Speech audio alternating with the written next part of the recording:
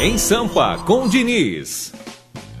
São Paulo SP, São Paulo SP. Que maravilha! Ao vivo, direto de São Paulo, ele, Luiz Marcelo Diniz, sempre o nosso correspondente da capital, trazendo novidades.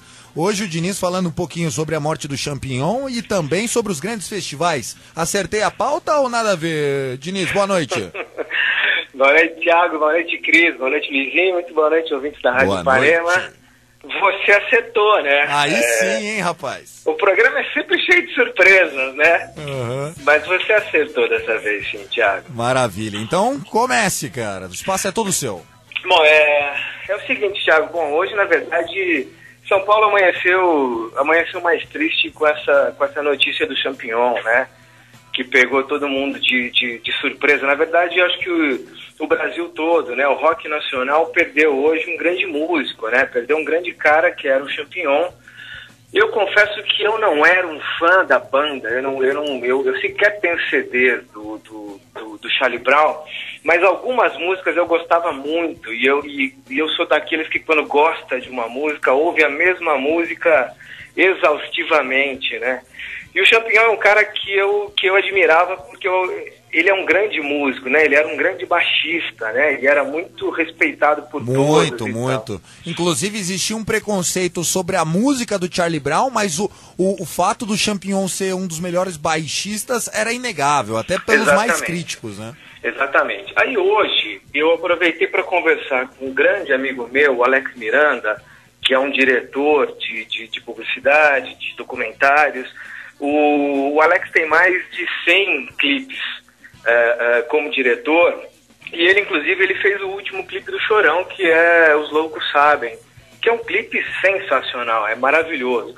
E eu falei hoje com o Alex, né? Falei, pô, Alex, o que tá acontecendo com essa moçada do rock, né? E o Alex estava super chateado, porque ele falou, olha, tanto o Chorão quanto o Champignon, eles viraram amigos meus, inclusive porque o Alex surfa, anda de skate. Então, eles que em intervalo de filmagem, os caras ficavam brincando de skate juntos e tal. E ele falou, olha, eu tô chateado com tudo que estão falando a respeito do cara. Ele falou, meu, o cara era um cara muito gente boa, um cara muito da paz, um cara muito tranquilo, enfim.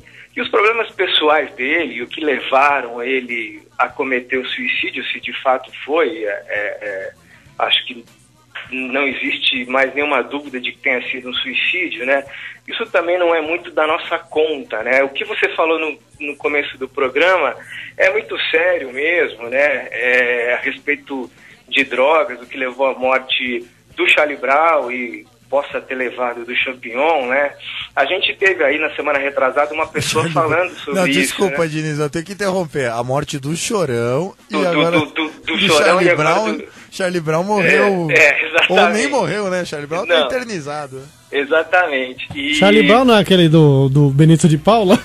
Não. E do Snoopy, né? E do Snoopy. Do Snoopy. E você levou um dia aí uma menina para falar, né, sobre alcoolismo, sobre drogas, essas coisas, que foi um programa super bacana, um programa super interessante, né? Então esse recado que você deu é muito sério, é muito bacana, né? Assim, as pessoas têm que abrir o olho, né? Tem que respeitar. As pessoas não usam drogas porque querem, porque são menos alguma coisa, porque são vagabundas e coisas assim, né? É uma coisa que tem que ser tratada, né? E tem que ser tratada com muita seriedade. Aliás, eu recomendo muito o livro do Casagrande, que é um pé no peito, assim, de forte, de verdadeiro, e que vale muito a pena ler, porque é uma lição de vida, assim. Esse último livro, esse livro Casagrande, Esses Demônios, é uma coisa fora de série, eu recomendo muito. Boa dica. Mas não vamos li, lá. mas é bacana. É o seguinte, Diniz, então hoje a gente vai falar também, além, você já disse do Champignon, disse com muita propriedade, mas você vai falar sobre os grandes festivais, né? Se ficar muito extenso, a gente divide em duas partes, pode ser? Vamos lá, porque sempre fica extenso, Então a gente sempre vamos fala lá. demais, né? Ao vivo, Diniz, direto de Sampa, vai lá. Bom, para começar, a gente tinha falado aqui há 2 semanas atrás que o mês de setembro era o mês que a gente ia ter muitos shows aqui, Sim, internacionais em São Paulo, né? Eu já falei com antecedência que era para as pessoas se prepararem, comprar ingressos e tal. Então, no dia 12 agora, no Espaço das Américas, tem a Alicia Keys, conforme a gente tinha falado, e no dia 15, que é domingo, tem a Beyoncé no Morumbi, que são duas artistas que vão estar no Rock in Rio. Eu costumo comentar com os meus amigos sempre que eu acho que tinha que ter um Rock in Rio em São Paulo. Com certeza. Se teve em Lisboa, né, meu? Exatamente. Rock Teve em em Lisboa, Sampa, né? teve em Madrid e vai ter em Buenos Aires agora, 2014, já tá fechado. Eu Medina acho... traidor. É verdade. Pra argentino não, né, meu? O Medina, por algum motivo, ele não quer fazer aqui, né? Eu não sei. A rixa é menor com a Argentina do que com o São Paulo. Tamo Pois bem. é. Agora, eu sinceramente, eu não sei se São Paulo hoje teria estrutura para receber 500 mil pessoas de várias partes do país e da América do Sul, porque, por exemplo, um show do U2, por exemplo, em 2010, parou a cidade, né? Foi um caos aqui na cidade, um show que tinha 70 mil pessoas no estádio do Morumbi. Eu não sei se hoje São Paulo consegue ter um lugar grande o suficiente, né, para você reunir tanta gente e que você tem estrutura para isso, né? A gente tinha taxista cobrando do Morumbi até a Vila Olímpia, que são 10 quilômetros, cobrando de 180 a 250 reais. A gente teve esse problema em 2010 no show do U2, que foi uma coisa muito chata para São Paulo, né? Foi. Mas Pegou São Paulo muito já mal. teve alguns grandes festivais de rock.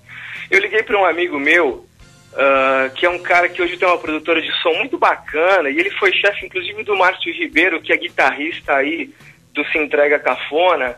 O Márcio trabalhou com o Tuca Camargo aqui em São Paulo. O Tuca, ele só foi o tecladista do Gilberto Gil. Só isso. Só ele toca isso. pouco.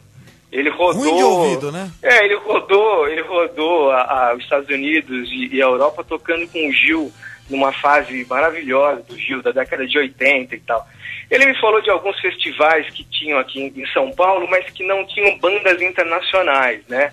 As bandas internacionais, elas começaram mesmo com o Hollywood Rock, que teve uma edição pequena em 75, que também não tinha ainda banda internacional, mas aí em 88, o Hollywood Rock veio forte já. E aí ele veio com Simple Minds, veio com UB40, veio com Simply Red, Duran Duran, Supertramp. Então foi a primeira vez que a gente recebeu bandas grandes aqui em São Paulo, né? Porque acho que o Rock in Rio aconteceu em 85 lá no Rio de Janeiro, né? Que foi quando abriram as portas do país para as bandas grandes, né? Sim. O Hollywood Rock, então, acabou sendo o nosso Rock in Rio aqui em São Paulo, porque ele teve mais umas 6 edições aqui e sempre trazendo bandas de grosso calibre, como o Tears for Fears, Eurythmics, o Living Colour, que eu vou ver agora no dia 17 de setembro, né? O Living Colour vem pra cá, o Skid Row, o Extreme, o Robert Plant tocou. Extreme, né, cara? Porra. Pois é, que são bandas que eram do primeiro escalão aí, do finalzinho da década de 80 e começo O da década... auge do hard rock, né? Exatamente, o rock glamour, né, o hair metal que eles falam, né, aquele povo tinha aqueles cabelões todos e tal. Então a gente sempre teve aqui no Pacaembu o Hollywood Rock. Teve um ano que ele foi maior, que a procura de ingresso foi muito grande, então eles transferiram para o Morumbi, que foi acho que em 94, e que tinha o Poison, tinha o Aerosmith, tinha o Live, que era uma bandinha popzinha bacana, tinha o Robert Plant, por exemplo. E aí depois ele voltou para o Pacaembu num show que na verdade era um dia só, que era o Rolling Stones com a abertura do Spin Doctors. Eles chamaram de Hollywood Rock, mas na verdade a Hollywood estava só patrocinando esse grande show do Rolling Stones, né? Aí em 96 teve a última edição do Hollywood Rock, porque a partir de 97 as propagandas de cigarro foram proibidas, né? Sim. Você não podia mais fazer propaganda em TV, no rádio, então a Souza Cruz não podia mais ter um evento dessa grandeza com esse nome. É isso aí, não, isso aí acho que é IMF. Pedir pro Luizinho pra ser depois do Insampa, ele jogou na sua cara. O Luizinho ficou empolgado com a história da cabra, mexeu com ele aí. Mas enfim, putz. É que ele já tá Sorocaba- perto dos 70 e ele já tava pensando na cabra já. Pode ser isso. Sorocaba me Bacana. mata de vergonha, às vezes. Tem que Mas, enfim, continuar, né, amando. Não, mas Val, não perca o fio da meada. Não Vamos. perca Vamos o lá, foco. vamos lá. O Hollywood Rock, eu acho que foi o grande evento de rock que a gente teve aqui em São Paulo, assim, que não era... Ele não era tão grandioso quanto o Rock in Rio, talvez não tivesse trazido as bandas tão grandes como o Rock in Rio trouxe, que acho que é a primeira vez que veio Iron Maiden, Yes, Queen, né? Isso tudo foi lá no Rock in Rio, mas foi quando a gente teve essa chance de assistir bandas internacionais aqui perto, né? Até porque São Paulo fica muito fácil para todo mundo que é do interior aqui e tal. Então, o Hollywood Rock foi o primeiro grande festival internacional aqui em São Paulo, né? De grandes bandas, né? Aí tem um outro festival que também fez muito sucesso, que ficou 15 anos parado, sem acontecer mais, é o Monsters of Rock. Monsters. E o Monsters, que aí já é uma coisa mais pesada e tal, eu tava vendo que ele começou numa conversa de bar entre dois empresários. Um deles queria trazer o Slayer e o outro queria trazer o Black Sabbath. E aí eles falaram, pô, então vamos trazer juntos e vamos criar um festival de rock pesado. E aí eles compraram a licença do Monsters e trouxeram esse festival e fizeram acho que umas 3 edições aqui em São Paulo. Inclusive o Luizinho agora mandando changes do Black Sabbath. Exatamente, Nossa Black Sabbath Senhora. que tá com tudo, E né? tá O Ozzy- vindo, né? E tá vindo, tá o chegando Ozzy agora. tá com em outubro. 130 anos por aí, né? Ah, e tá um menino ainda. Tá um menino, tá Tá um conseguindo. menino. Esse Mas aí esse- é um que... Esse Monsters que você tá falando, eu lembro muito bem dessa época, porque foi na década de 90, ali no começo da década de 90, e eu era muito moleque, assim, e meus primos mais velhos que eu começaram a falar que iam, tal, e AC/DC, meu, a line-up do primeiro Monsters, se você puxar, faltando 2 minutos pra dar meia-noite, entrou o Iron Maiden com a música 2 Minutes to Midnight. Então, tipo, É verdade. foi fantástico, aquela É coisa. verdade, Né? é Eu fiquei com lombriga. Sabe quando a criança fica doente? Mas não dava, eu tinha 11, 12 anos. Isso foi acho que 94. Isso, então eu tinha 13 anos. E agora o Monster, depois de 15 anos, ele volta agora, né? É a 5ª edição dele, vai ser lá no Arena AMB, que é hoje o maior espaço livre que a gente tem aqui em São Paulo para fazer show, né? Tanto é que o SWU foi feito uma edição em Itu. E outra em né? Paulínia. E a outra em Paulínia. Foi nas duas. Exatamente, porque aqui em São Paulo a gente não tem mais um espaço que seja tão grande e que consiga receber as pessoas aqui, né? O Jockey era bacana, cara. Por que A não- chácara do Jockey ou Isso. o Jockey Aonde mesmo? foi o Lola? Que eu fui o Lollapalooza. Então, o Lola é no Jockey. O Lola é outro festival que eu ia falar, que aí já é um público... Mais boyzinho, né? aí é um público mais moderninho, Não na é do seu verdade, nível, né? assim, ingressos de 2 paus, Que é né? isso? Não, isso é tudo uma mentira, gente. Se o café é eu só falo 170, dos eu lugares quero saber o caros. preço do cachorrão do Não, Diniz. o Lola tinha pedaço de pizza a R$12. Ah, que gostoso. É o preço da pizza aqui em Sorocaba. É verdade. Apesar Mas que o onde Lola... você acha que você me mas- fale que eu vou comprar, porque tá cara a pizza aqui também. Mas o Lola é um festival que também tem um público muito cativo, né? Tem um público muito fiel, né? E esse ano, Não, a mas edição é caro que teve... não é fiel. Mas é caro. Entendeu Mas a o edição... trocadilho? Entendeu? Entendi, boa. Vai, Você Corinthians. deve ser humorista, hein, Cris Paiva? Você tem futuro, hein? Eu acho que eu já te vi na Praça Nossa uma vez. Já vi na revista Caras. Mas Nossa, aí, é mas verdade. aí, manda. Vamos E aí, que o relógio olha, tá então, batendo aqui. O Lollapalooza também é um festival que é super cultuado aqui em São Paulo, né? Assim, quando os caras soltam um boato de que pode ser que tenha o festival, o nego já fica em polvorosa, já começa a se preparar, e assim que os ingressos entram à venda na internet, esgotam na hora, né? Esse ano o festival foi no finzinho de março, né? E teve o Pearl Jam como banda principal, né? Além do The Killers e tal, mas o Pearl Jam era a banda que todo mundo queria ver, né? Sim. E aí foi lá no Jockey, mas porque aí é um público menor, né? É diferente de você falar de um festival que você junta, sei lá, um Iron Maiden, um Kiss e um Whitesnake, por exemplo. É muita gente, né? Para um lugar só, né? O pessoal que vai no Jockey também é um pessoal que é mais comportado, digamos assim, né? Depende do ponto de vista, cara. Vi cada barbaridade no Lollapalooza que eu falava, esse cara, como é que ele tinha 300 conto pra entrar? Porque, meu, o cara é um índio, sabe? Assim, como Verdade, isso? cara. Ah, ele Verdade. vendeu o brinco. Eu posso falar bem de festival, Diniz, até já me intrometendo na sua pauta aí, porque eu fui no Rock in Rio em 2001, fui no Lollapalooza, acompanhei o Hollywood Rock na década de 90, e assim, o que eu acho infelizmente, elitizaram demais os shows no Brasil.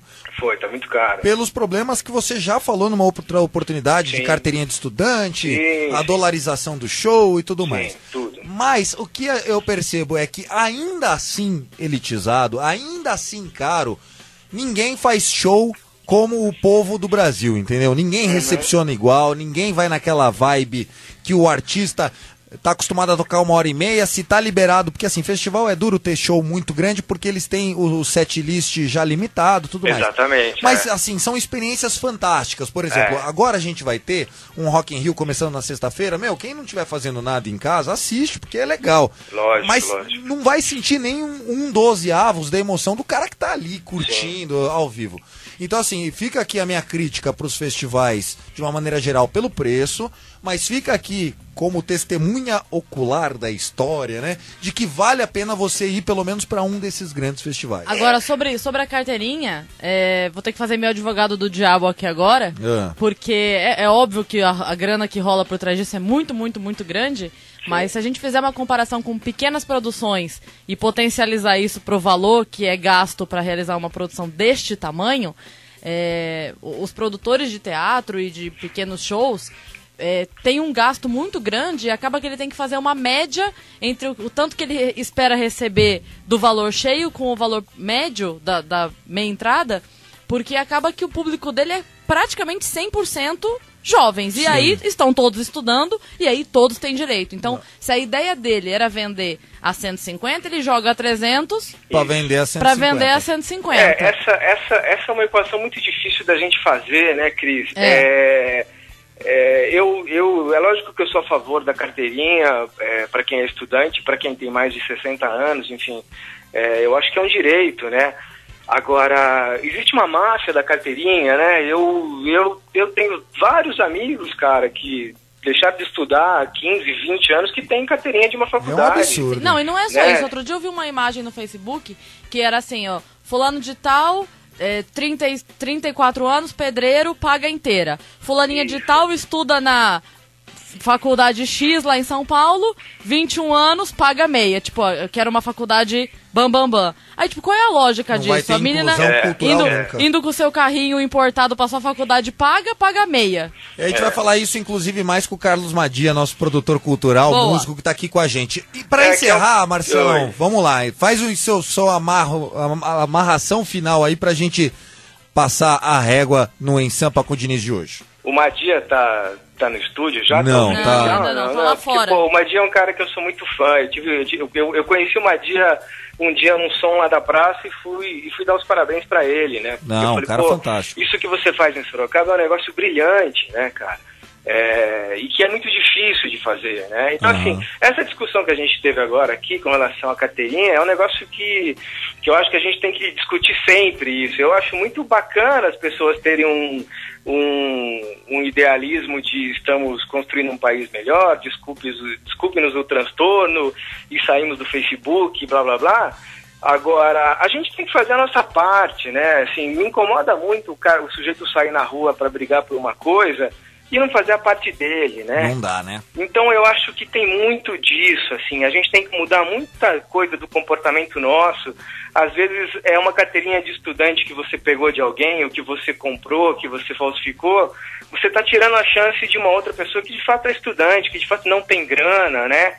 Que podia estar indo num show. Não, e não só isso, você está encarecendo todo o mercado pelos Exatamente. argumentos que a gente já deu. Exatamente. Diniz, temos que Encarece encerrar, cara. Já deu 20 minutos aqui de Em Sampa. Pra variar, Pra né? variar. Bom, é isso, ó. São Paulo não tem os grandes... Não tem a grife. Não tem a grife, mas tem grandes festivais, né? Ainda tem grandes festivais. E agora no mês de setembro, pelo menos 11 grandes artistas que vão tocar no Rock in Rio vão estar aqui. Eu falei de 10 porque eu esqueci de um e tomei depois uma chamada do Rogério Andrade, que é o Iron Maiden. Eu esqueci de falar do Iron, que vai tocar na terceira sexta-feira. Só o Iron que eu esqueci. Então é isso, gente. Valeu! Tem muito show aí em setembro, vamos prestigiar. E você vai postar pagar. lá no Na Noite Online, no Facebook, toda essa resenha de hoje, né? Eu vou postar essa resenha e eu vou postar o making off do clipe do Chorão que o meu amigo fez, que é muito bacana ver o making off. Boa. Maravilha. Tá bom? Estamos ouvindo aí um trechinho de Iron Maiden. Vamos junto, Diniz. Até quinta. Esse é o programa Na Noite Ipanema. A gente não vai tocar Iron. Tire o seu sorrisinho do rosto, você ouvinte do Na Noite Ipanema, porque a gente vai para um rápido intervalo num oferecimento de Mixco. Em breve, nova loja Mixco no Shopping Cidade. Você vai se apaixonar.